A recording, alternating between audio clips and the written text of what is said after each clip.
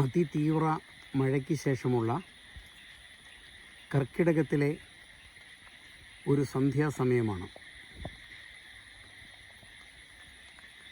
വയനാട്ടിലെ അതിരൂക്ഷമായ ദുരന്തങ്ങൾക്ക് ശേഷം അല്പം മഴ വിട്ടുമാറി നിൽക്കുന്ന സമയം. കോഴിക്കോട്ടെ ഒരു ഉൾനാടൻ ഗ്രാമമായ പുന്നശ്ശേരിയിലെ ഒരു വൈകുന്നേരം. മേഘങ്ങൾ തീവ്രമായ അവയുടെ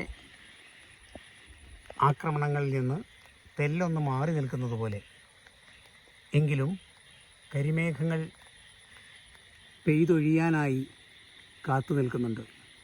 ഇത് ഒരു സ്വാഭാവികമായ സംഭവമാണ്. അതായത് മൺസൂണിൻ്റെ സാധാരണ രീതിയിലുള്ള പ്രവർത്തനമാണ്.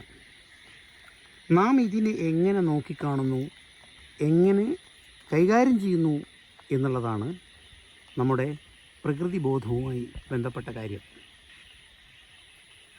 മണ്ണിനെയും വിണ്ണിനെയും മനുഷ്യനെയും മനുഷ്യവർഗത്തെയും പഠിക്കുമ്പോൾ നാം ഒരു കാര്യം മനസ്സിലാവും. ഈ ഭൂമിയിലെ മനുഷ്യവർഗം മാത്രമേ പ്രകൃതിയെ ഉലയ്ക്കാൻ വേണ്ടി പ്രവർത്തനങ്ങൾ ചെയ്യുന്നുള്ളൂ.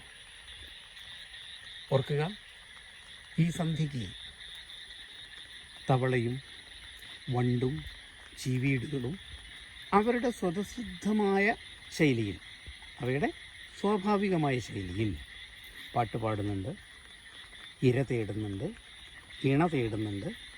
ഇതൊക്കെ അവരുടെ സ്വാഭാവികമായ ശൈലിയാണ്. ദശലക്ഷക്കണക്കിന് വർഷങ്ങളായി നീണ്ടുനിന്ന ഒരു ജൈവ രാസ പ്രക്രിയയുടെ ഫലമാണത്. എന്നാൽ മനുഷ്യനോ, അവനങ്ങനെയല്ല. അവൻ ഇടപെടുന്നതോ ശാസ്ത്രീയമായി അല്ല. കുന്നും മലയും വെട്ടിനിരത്തി താന്താങ്ങളുടെ ശക്തിയും വൈഭവവും പ്രകടിപ്പിക്കുക. അധികാരത്തിലൂടെ, ശക്തിയിലൂടെ, ആൾബലത്തിലൂടെ, കായിക ബലത്തിലൂടെ വെട്ടിനിരത്തുന്നത് ലക്ഷക്കണക്കിന് വർഷങ്ങളിലൂടെ രൂപപ്പെട്ടു വന്ന മലനിരകളാണ്, കുന്നുകളാണ്, കാടുകളാണ്, ഒരു ജൈവവ്യൂഹമാണ് എന്ന കാര്യം പലപ്പോഴും മനുഷ്യൻ മറന്നുപോകുന്നു. മലയോരങ്ങളിലെ മണ്ണ് കിളച്ച് ഭീമാകാരങ്ങളായ അമ്പരചുംബികൾ പണിയുമ്പോൾ അവൻ ഓർക്കുന്നില്ല പ്രകൃതി ഇതിന് തിരിച്ചടിക്കുമെന്ന്. കാരണം ഒരു കൊച്ചരുവി ഒരു പേമാരിക്ക് ശേഷം രൗദ്രഭാവമുള്ള ഒരു മഹാകാളിന്തിയായി ഒഴുകി അതിലെ മരങ്ങളും മണ്ണും സമീപത്തുള്ള വൃക്ഷലതാദികളും ഒഴുകി പാവപ്പെട്ടവൻ്റെ കൂരയുടെ മുകളിലേക്ക് വീണ് ആയിരങ്ങൾ ദുരിതക്കയത്തിൽ ആളുമ്പോൾ ഈ മണിമന്ദിരങ്ങളും സുവർണ സൗധങ്ങളും ഉണ്ടാക്കിയവൻ പട്ടണങ്ങളിൽ എവിടെയോ നക്ഷത്ര ഹോട്ടലുകളിൽ സുഖവാസത്തിലായിരിക്കും.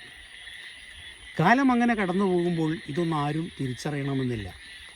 കാരണം പ്രകൃതി സ്നേഹികളുടെ ശബ്ദം ഒറ്റപ്പെട്ടതാകും. മാത്രമല്ല, ജീവിതകാലം മുഴുവൻ പ്രകൃതിക്ക് വേണ്ടി സംസാരിച്ചു കഴിഞ്ഞാൽ ചിലപ്പോഴൊന്നും അവശേഷിക്കുകയുമില്ല.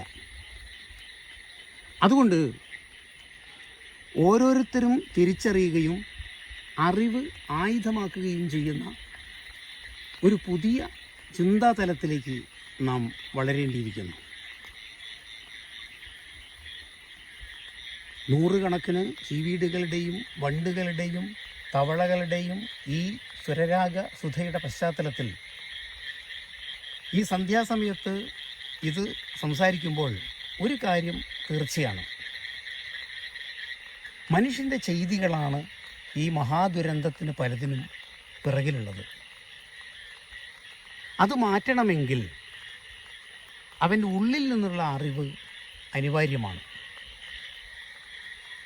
നാളെ അവൻ്റെ തലമുറയും വരാനുള്ള മറ്റു തലമുറകളും ഇവിടെ നിലനിൽക്കണമെങ്കിൽ ഈ അറിവ് അതിൻ്റെ പ്രായോഗിക തലത്തിലേക്ക് നാം കൊണ്ടുചെന്നെത്തിക്കണം. കാരണം അറിവ് ആവശ്യമില്ല എന്ന് വിശ്വസിക്കുന്ന ഒരു തലമുറയാണ് ഇനി ഇവിടെ വളർന്നു വരാൻ പോകുന്നത്. കാരണം എല്ലാ അറിവുകളും ഇൻ്റർനെറ്റിൽ നിന്നും AI-യും തരും എന്ന ഒരു വിശ്വാസമാണ്. അതൊരു മൂഢവിശ്വാസമാണ്. നമ്മുടെ തലച്ചോറിലേക്ക് ആവാഹിക്കുകയും നമ്മുടെ തലച്ചോറ് സ്വീകരിക്കുകയും സ്വാംശീകരിക്കുകയും ചെയ്ത അറിവിൽ നിന്ന് മാത്രമേ പുത്തൻ ആശയങ്ങൾ ഉണ്ടായിത്തീരുള്ളൂ എന്ന കാര്യം നാം മറന്നു പോകരുത്. ചെറിയ ദുരന്തങ്ങൾ പലപ്പോഴും സൂചകങ്ങളാണ്. അതുകൊണ്ട് ഈ പ്രകൃതിയെ സംരക്ഷിക്കാനുള്ള ധാർമ്മിക ഉത്തരവാദിത്വം നമ്മുടെ കയ്യിലാണ്.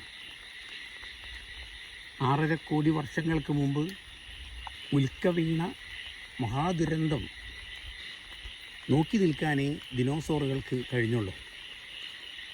മഹാദുരന്തങ്ങൾ വരാതിരിക്കാൻ നമുക്ക് ശ്രമിക്കാം. പക്ഷെ നാം തന്നെ ഉണ്ടാക്കുന്ന മഹാദുരന്തങ്ങളായാലും അത് തടയാനുള്ള ധാർമ്മികമായ ഉത്തരവാദിത്വം നമുക്ക് ഓരോരുത്തർക്കുമുണ്ട്. ആ മഹത്തായ അറിവിലേക്ക് ഈ കാഴ്ചകൾ, ഈ വാക്കുകൾ പ്രയോജനപ്പെടട്ടെ എന്ന് ആശംസിക്കുന്നു.